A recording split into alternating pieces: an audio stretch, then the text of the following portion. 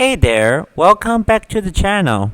Today we're diving into something delicious, my savory pork belly with cabbage and bean curd sticks stir fry. Let's jump right in. So we've got our dried bean curd sticks all soaked up and ready to go. Sliced pork belly, check. And don't forget our napa cabbage, all fresh and crisp. In the pan, heat things up with a bit of oil, tossing that pork belly, let it sizzle, rendering out all that delicious flavor.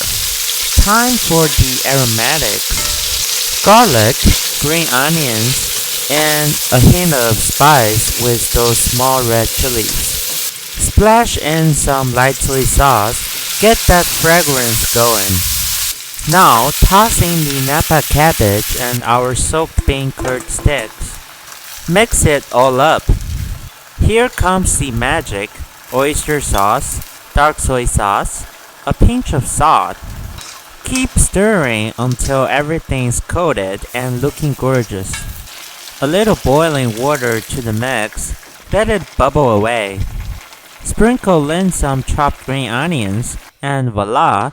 It's ready to rock your taste buds. Give it a go and tell me what you think.